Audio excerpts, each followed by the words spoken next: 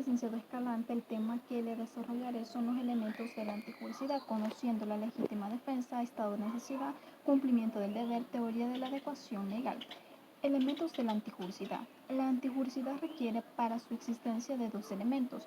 Primero, que se dé como consecuencia de la tipicidad y que ésta solo existirá en los casos en que no se presente una causa de justificación, es decir, la antijuricidad consiste en la constatación de que la conducta típica antinormativa no esté permitida por ninguna causa de justificación o precepto permisivo en ninguna parte del orden jurídico. Por lo tanto, la antijuricidad es el acto voluntario típico que contraviene el presupuesto de la norma penal, lesionando o poniendo en peligro bienes, intereses tutelados por el derecho. La antijuricidad es un juicio impersonal objetivo sobre la contradicción existente entre el hecho y el ordenamiento jurídico.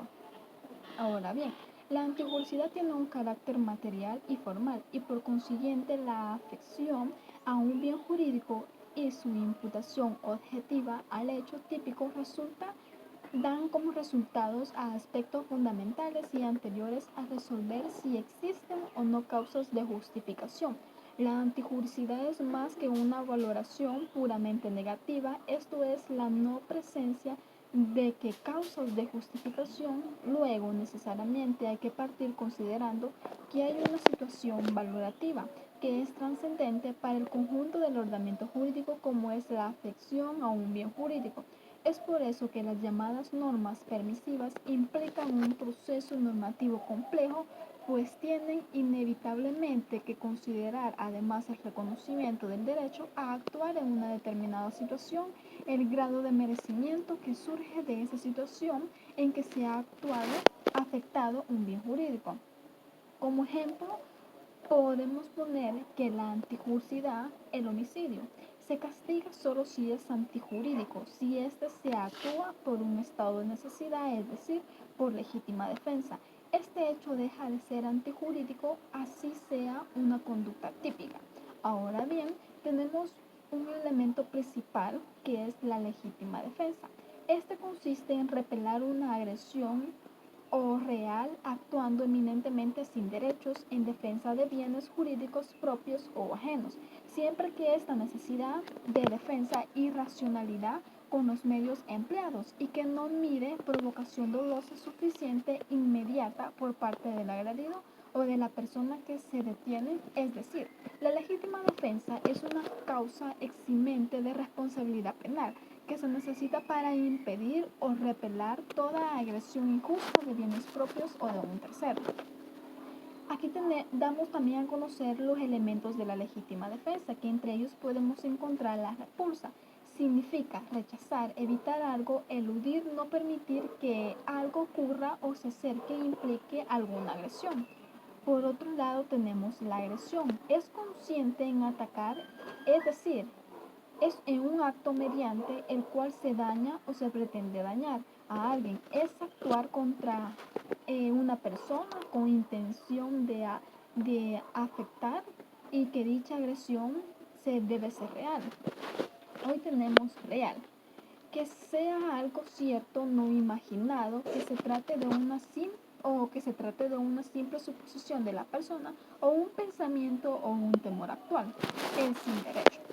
Este elemento consiste en que la agresión debe de ser injusta, porque la existencia de esta anula la antijuricidad y no se justificaría la defensa, es decir, si un delincuente se apropia de algo, es decir, ya sea de algún bien o de un bien de alguna persona, en defensa.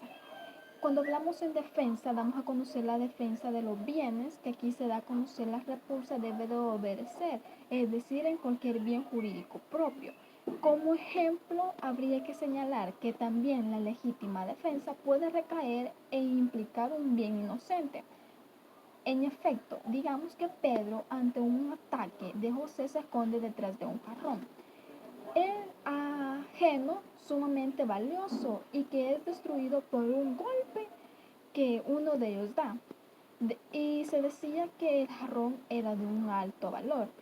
Aquí podemos plantear que en ambos casos no hay duda que Pedro en legítima defensa trató de defenderse con algún objeto, pero la posibilidad de una acción de indemnizar es que consiguiente la existencia.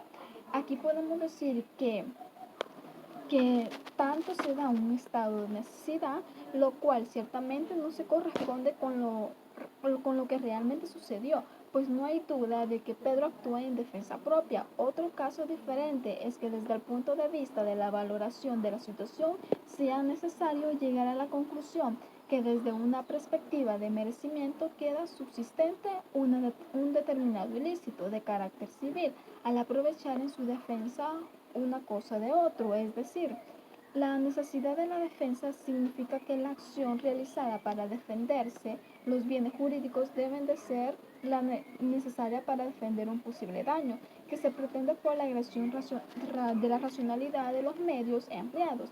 Quiere decir que el medio no sea extremo para impedir o repeler la agresión sin medir provocación suficiente dolosa o inmediata. En el caso que les planteaba, digamos, el agredido no debe de haber provocado la lesión. Justificar a alguien que repele la agresión, es decir, que no haya mediado provocación suficiente por parte de quien se defendió.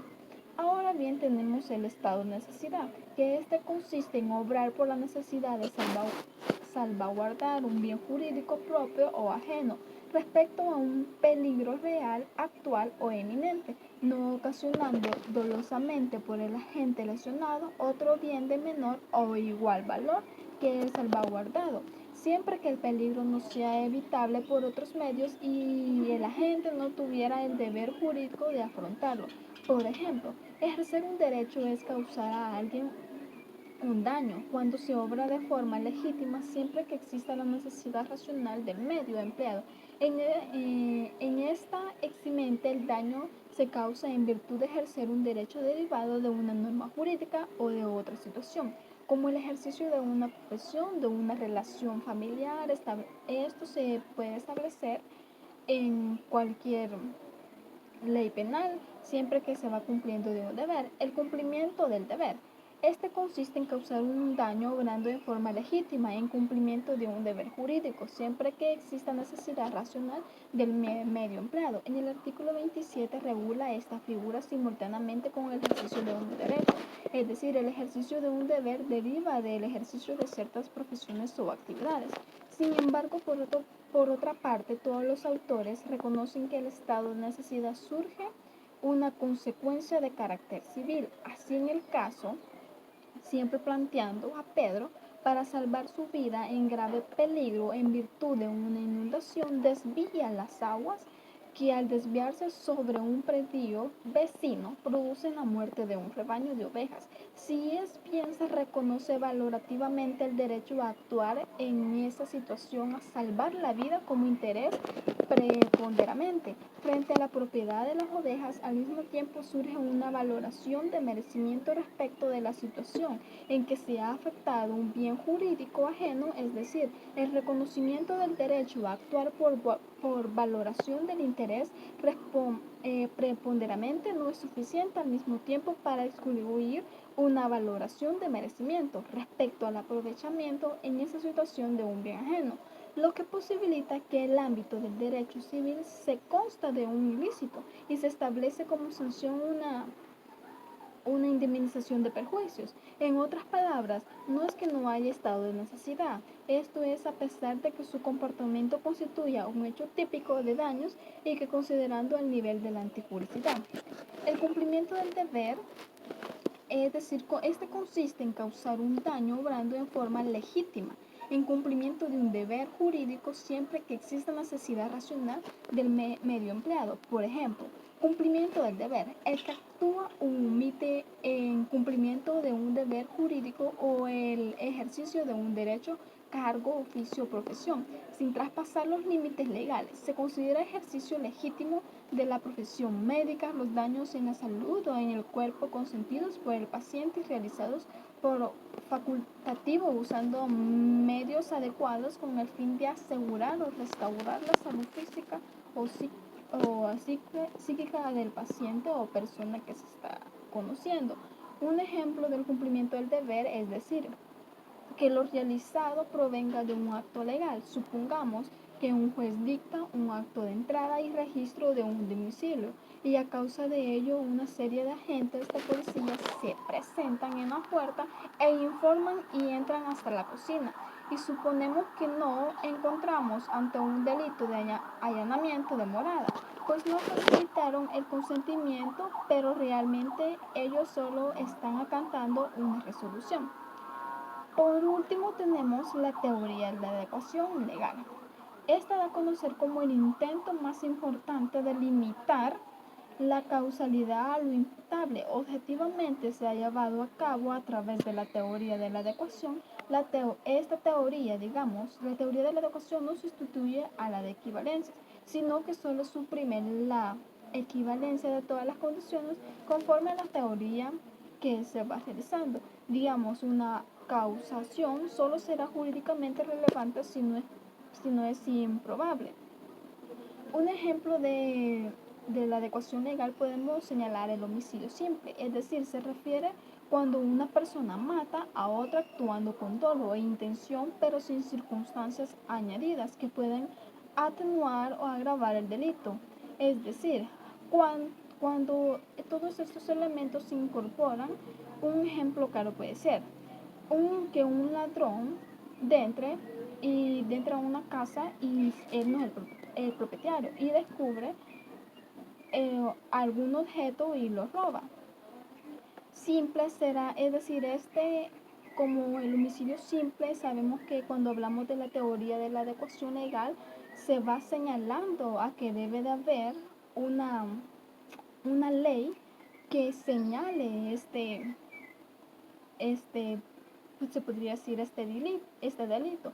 Y esto se señala, cuando hablamos del homicidio simple, se señala en el artículo 128 del Código Penal. Ya para finalizar, el Código Penal que va señalando las leyes, por eso se llama la teoría de la adecuación legal, porque debe haber. En conclusión, podemos decir que el conocimiento de la antijuricidad, como hemos podido ver, se lleva a cabo sobre cómo se van dando cada elemento. Es decir, la juricidad tiene que tener los elementos esenciales para darse a conocer, es decir, el asunto que debe de ser debidamente tratado por la legislación penal, dando a conocer la jurisprudencia, porque en ello depende la imposición de la sanción o la pena, ya sea la categoría dogmática de la culpabilidad. Esto ha sido todo. Gracias.